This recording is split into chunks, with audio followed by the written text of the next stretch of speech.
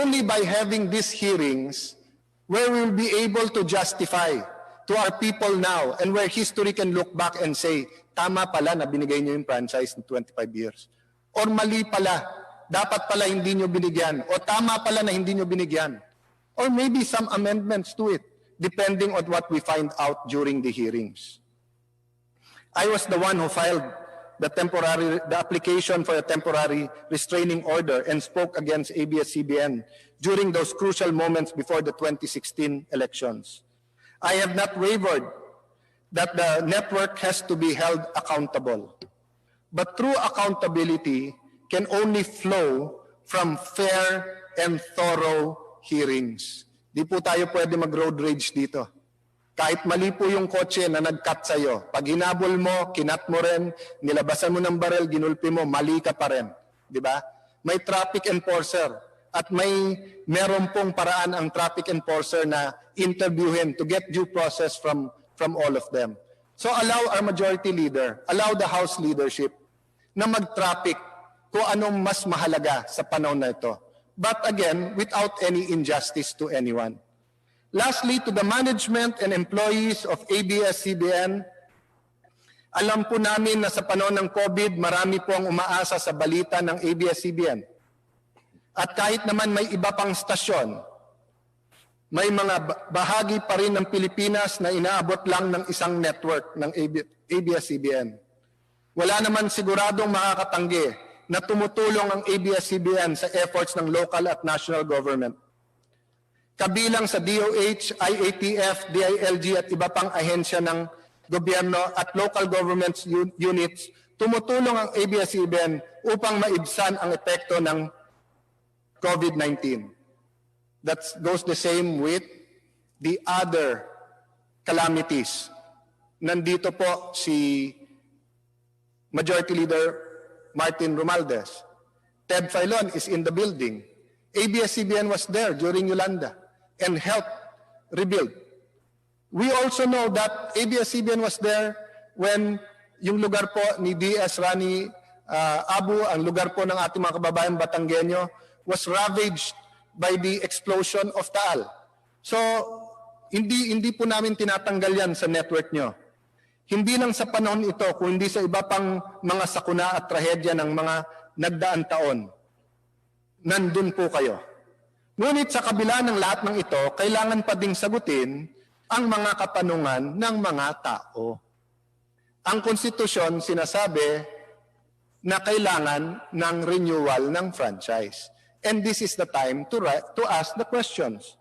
There is no question that you have been part of nation building, part of the Philippine history, part of who we are today.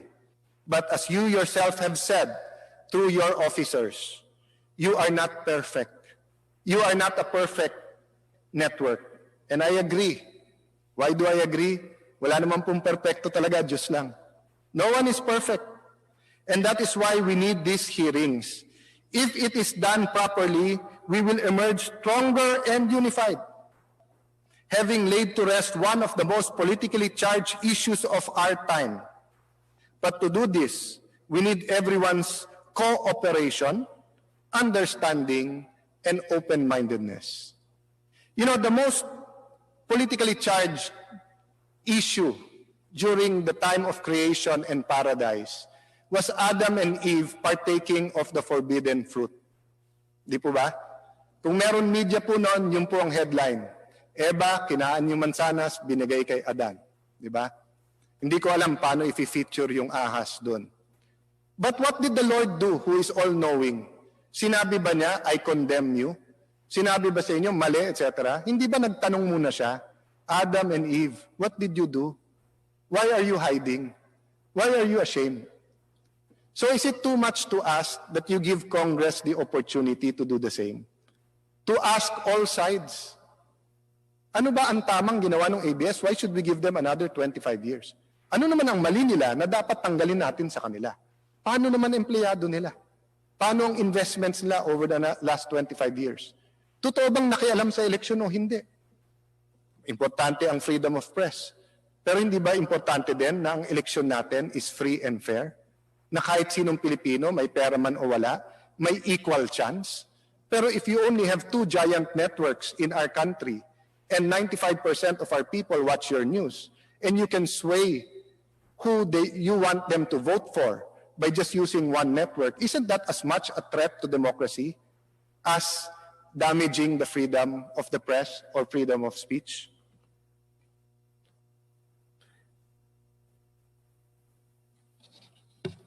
I echo the words of President Rodrigo Roa Duterte when he tells you, ABS-CBN, and also all the members of media, simply do your job.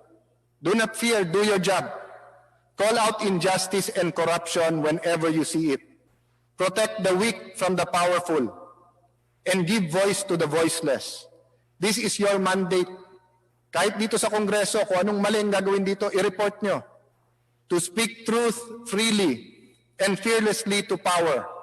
But beware, yes, beware, that you do not become the power that you hope to check. Huwag nyo din po i-underestimate ang power ninyo. Because kapag ka ginamit nyo yung network para sa injustice, multiplied to 1,000,000 times over. Walang laban din po ang biktima ng injustice sa inyo. Magkamali lang kayo sa news sa pangalan o yung bahay. Sira na reputasyon ng isang tao. Hindi na madaling ibalik yun.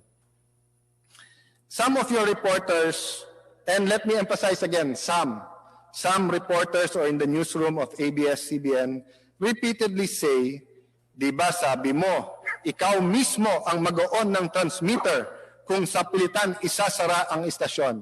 Yes po, I said that right outside this hall. I said it based, of course, on the premise and on the promise of NTC and on my consultations na hindi isasara. But I did say it, na pagka pinatay, ako mismo mag-on.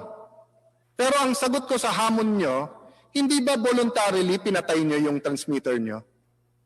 Wala pa naman nag-enforce dun Pwede naman kayo pumunta sa korte. Pwede kayong humingi ng temporary restraining order habang nagro-broadcast pa kayo. Notice pa lang na sa inyo, order. If the order is illegal, padalan mo ako order sa bahay na lumayas ako sa bahay ko. Alam kong bahay ko yon. Pupunta ako sa korte, hindi ako voluntary alis sa bahay. But I respect yung diskarte nyo. Yan ang naging strategy, yan ang decision nyo. Maybe you wanted to humble yourself before the law. Maybe gusto nyo magpaawa.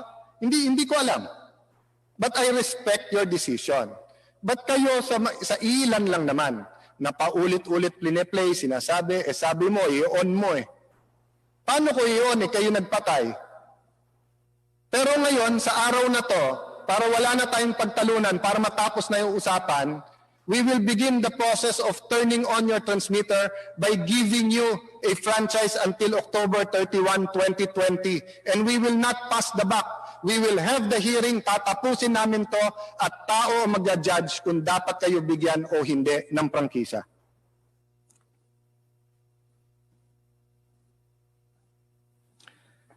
Through this measure that we have filed today, I am now sponsoring, we will provide ABS with a provisional franchise or with a franchise, a full-blooded franchise with limited period until October 31, 2020, within which both the House of Representatives and the Senate will hear the issues being raised for and against the renewal and assess with complete impartiality and fairness whether or not the network shall be granted a franchise for another 25 years.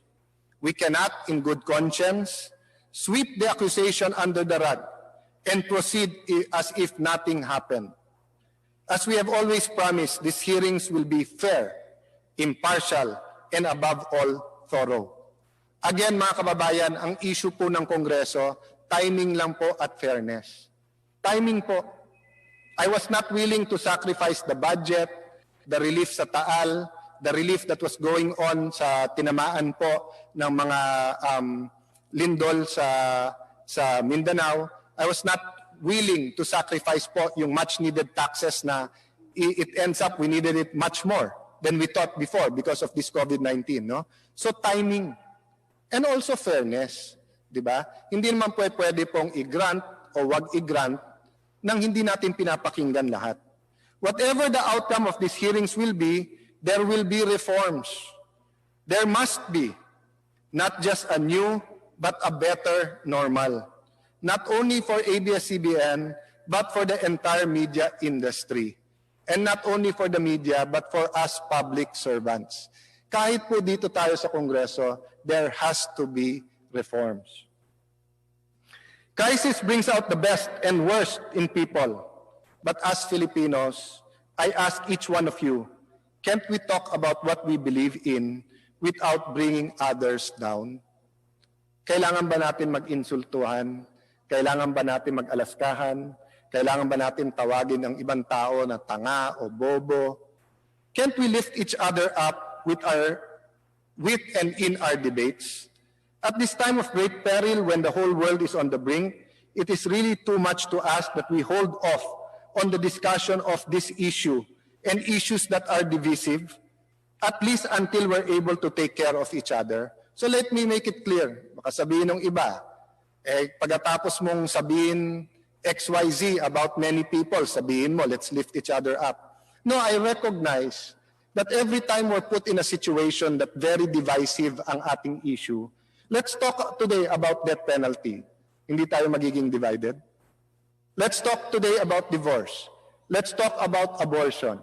Let's talk about constitutional change, federalism, which I very much believe in. Hindi ba magiging divisive?